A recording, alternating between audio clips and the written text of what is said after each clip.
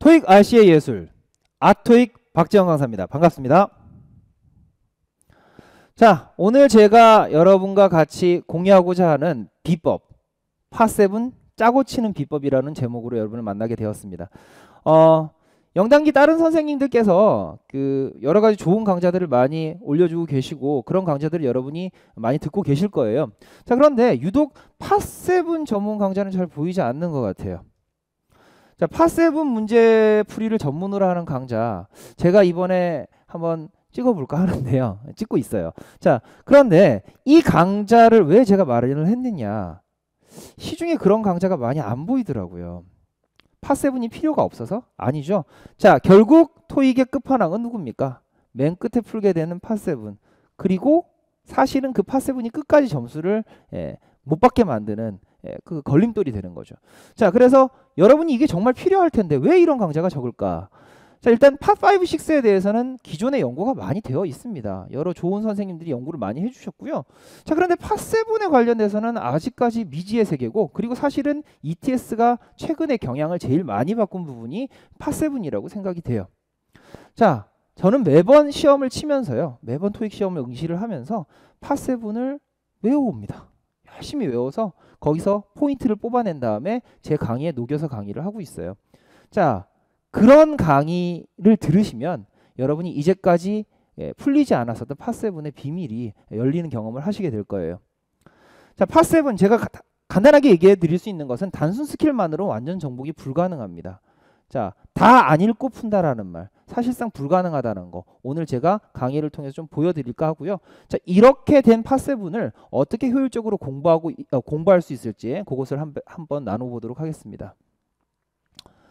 자, 먼저 오늘 강의의 순서는요, 파7 문제풀이의 핵심 요소를 소개를 해드리고요. 파7이 왜 어려울까? 문제점을 진단을 하고요. 이 문제점 진단과 함께 여러분께 파7 학습 팁을 좀 알려드릴까 해요. 자, 파7 이렇게 본문이 있고 그리고 문제들이 주어지는데, 자, 문제는 뭐 숫자가 서로 다르지만 5문제짜리가 제일 많은 거예요. 2문제짜리도 있고 3문제짜리도 있고 4문제짜리도 있는데, 자, 이렇게 긴 지문 여러분 어떻게 접근하십니까? 뭐 긴 지문이든 짧은 지문이든 동일해요. 결국 문제를 봐야 된다라는 거죠. 자, 문제 속에서 먼저 핵심을 파악을 하셔야 되겠고요. 그 다음 본문 내에서 문제에 있는 단서의 위치를 찾아내야 된다라는 거죠. 자, 그래서 찾았다고 쳐요. 찾은 다음에 끝입니까? 아니요. 최종 단계가 남아 있습니다. 본문과 선택지의 일치 여부를 대조해 보셔야 되겠습니다. 자, 이렇게 심플하게 보이는 파7 풀이 나도 그렇게 하고 있는데요, 왜 나는 잘 안 될까요? 이런 생각이 드시죠? 먼저, 자, 본문 내 단서의 위치가 빨리 찾아지지 않는다, 이런 걱정을 토로하시는 분들이 많으세요. 빨리빨리 안 풀린다. 자, 그런데 왜 빨리 안 풀릴까요? 자, 먼저 요령이 좀 부족해서 일 수 있어요. 자, 요령과 경험이 부족한 분들은 어떻게 하셔야 될까? 제가 조금 이따 공개를 하도록 하겠고요. 그 다음 해석력 부족하신 분들, 해석력이 부족하다는 건 뭘 얘기하는 거죠? 어휘력이나 직독직해력이 좀 부족하시다라는 걸 얘기를 합니다. 그러다 보니까 문장이 잘 안 읽히고, 문장이 잘 안 읽히니까 느려지고, 자, 그렇게 될 수밖에 없는 거죠.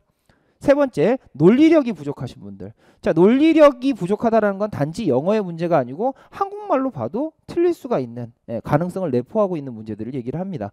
자, 이런 것들을 어떻게 해결할 수 있을지 제가 방법을 얘기를 해볼게요.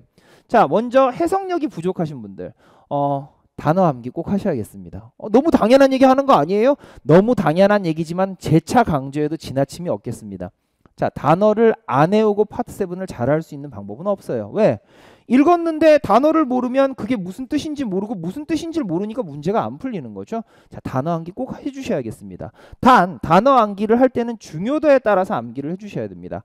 자, 토익 시험은요, 어려운 단어가 되게 많이 나오는 것 같지만 사실상 훨씬 더 많이 나오는 단어는 우리가 중학교 때, 고등학교 때 보았음직한 단어들이에요. 그런데 중학교 때나 고등학교 때 공부를 열심히 좀 안 하셨다거나 영어를, 자, 그리고 그런 단어를 해본 지가 너무 오래돼서 기억이 잘 안 나시는 분들은 토익 단어장을 바로 보시는 것보다 오히려 그런 좀 수준이 좀 약간 낮은 쉬운 단어들 위주로 좀 공부를 해주시는 게 훨씬 더 효율적일 수 있다라는 거죠. 왜? 그런 단어가 시험에 많이 나오기 때문입니다.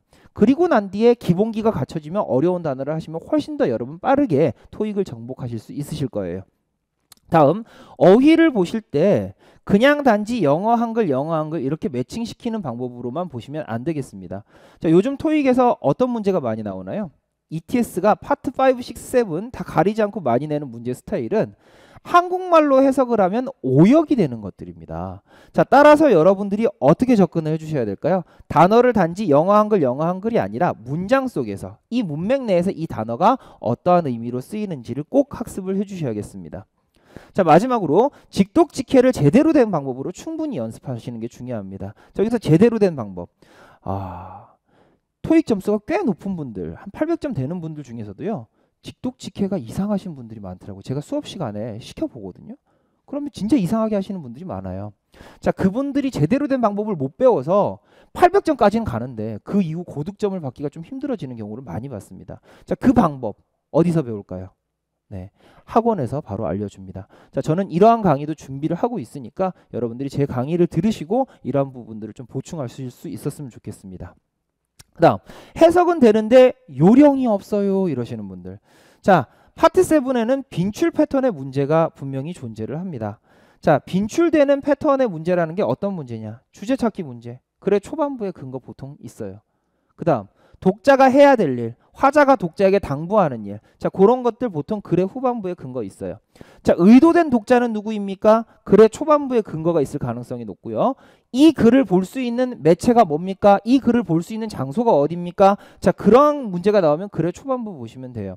자, 그런데 항상 이렇게 하면 풀리나? 아니요. 예외는 분명히 존재합니다. 또 하나, 자, 이 스킬들 있죠? 이거 많이 스킬들이라고 부르는데 이러한 패턴들 잘 아시는 분들 많을 거예요. 이 영상을 보고 계시는 분들 중에서도. 그런데 이거 안다고 문제 잘 풀립니까? 아니죠. 항상 여러분의 발목을 잡았던 건 뭐죠? 그래요. 나투른 문제. 다 읽어야 되는 문제 있죠, 지문. 자, 그런 문제를 만나셨을 때 여러분은 어떻게 해결을 하시겠습니까? 단지 빈출 패턴만 볼 게 아니고 빈출 스토리 라인을 익히셔야겠습니다. 자, 여러분, 막장 드라마, 뭐 즐겨들 보시는 드라마 있을 거예요. 자, 막장 드라마는 새로운 시리즈가 나와도 내용이 예측 가능하죠. 그래, 쟤 출생의 비밀이 있어. 아, 쟤는 기억 상실증에 걸릴 거야. 뭐 그런 것들 있죠. 자, 토익도 마찬가지예요. 토익은 비즈니스 영어를 표방하고 있습니다. 비즈니스 상황이란 건 정해져 있고, 자, 그 상황들에 대한 숙지만 있으면 우리가 예측을 해서 글을 읽을 수가 있어요. 찍는 게 아니고요. 너무나 당연한 것들이 나올 수밖에 없어요. 예를 들어서 자, 제가 광고를 한다고 칩시다. 우리 가게에서 세일해요. 그럼 그 뒤에 무슨 얘기가 반드시 있을 걸로 기대가 됩니까? 세일은 계속합니까? 아니죠. 언제까지 합니다. 자, 그런 것들을 잘 봐주셔야겠고요. 자, 토익에서는 보통 약속을 잘 지켜야 안 지켜요. 실제 생활에서는 지킬 수도 있지만 토익에서는 약속을 잘 안 지켜. 항상 늦어. 비행기는 연착되고 배송은 느려지고. 자, 그런 상황들을 갖다가 여러분이 예측을 하고 계시다라면 낚이지 않고 훨씬 더 빨리 문제를 푸실 수가 있겠습니다. 다음, 여러분이 싫어하시는 기사나 연계지문 긴 글 있죠. 이런 거 어떻게 접근하시겠어요? 자, 한간에는 본문을 다 읽지 않고 풀 수 있다라는 거짓말을 하는 분들이 계시더라고요. 그런 선생님들이 가끔씩 계시더라고요. 긴 글 다 못 읽어. 그거 언제 다 읽어? 조금씩만 봐. 지엽적으로 봐도 풀 수 있어. 정말 거짓말입니다. 왜 그걸 거짓말이라고 하느냐면요. 당장 여러분 시험장에 가보세요. 그런 스킬이 잘 안 통하는 문제들만 요즘 나오거든요. 자, 그러면 이렇게 긴 글을 결국은 다 읽어야 된다는 얘기인데 어떻게 읽는 게 효율적인 방법일까요? 순서를 정확하게 잡아야 돼요.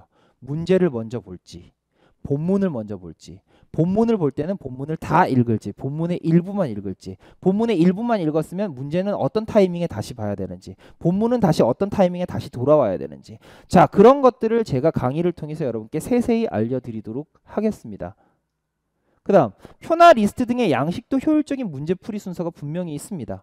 자, 표나 리스트 같은 경우에 처음부터 끝까지 다 읽는 사람은 없을 거예요. 자, 어떻게 봐야 되는지 그 방법 제가 앞으로 공개를 해드리도록 하죠.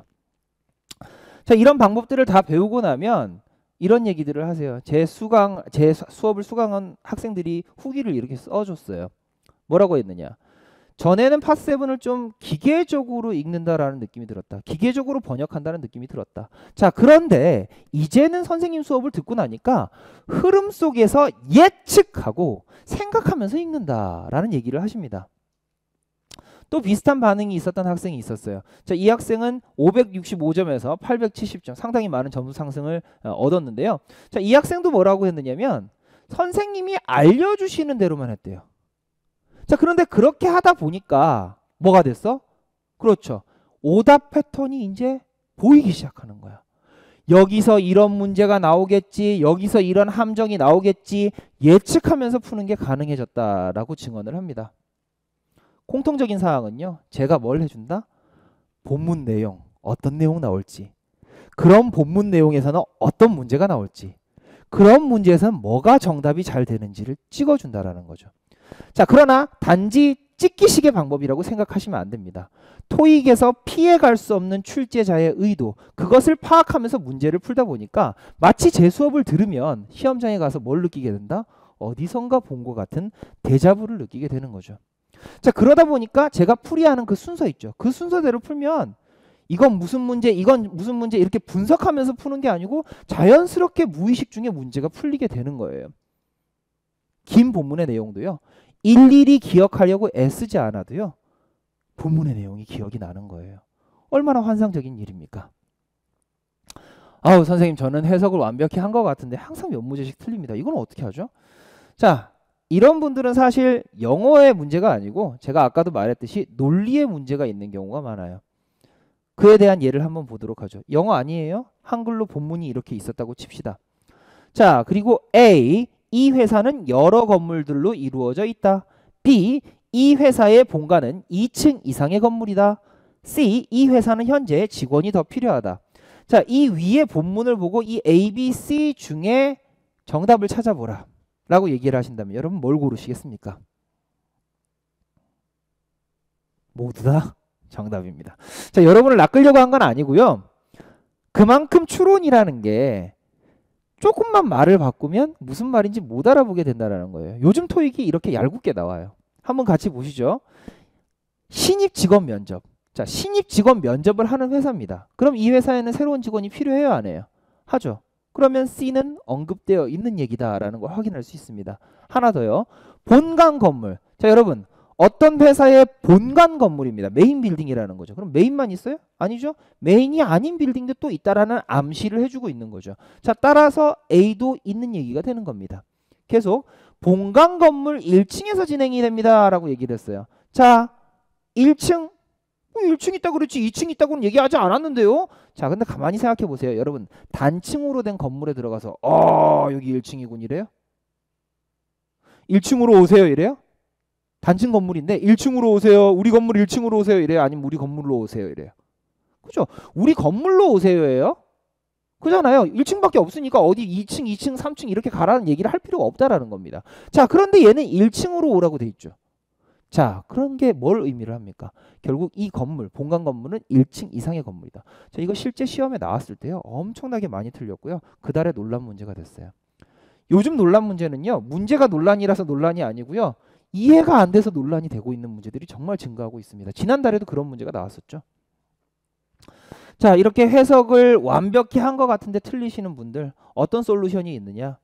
자, 리뷰를 할 때요, 심증만으로 그냥 대충 지나가시면 안 됩니다. 방금 전에 제가 해드린 것처럼 이러한 근거 때문에 이게 답이다. 자, 이것들을 정확하게 연결을 하실 수 있는 연습을 하셔야 되겠어요. 또 하나, 좋은 문제 지문을 많이 보셔야 됩니다. 자, 좋은 문제 지문이란 게 뭐죠? 좋은 문제죠.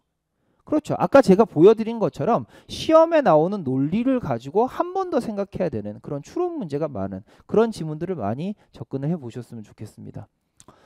자, 마지막으로 제가 여러분께 드리고 싶은 말씀이 있어요. 이거 많이 물어보셔서 제가 지금 해드리는 거거든요. 파7 문제집 좀 많이 풀어보고 싶은데 그럼 좋은 문제가 있는, 선생님 말하는 그 좋은 문제가 있는 문제집 좀 추천을 해주세요.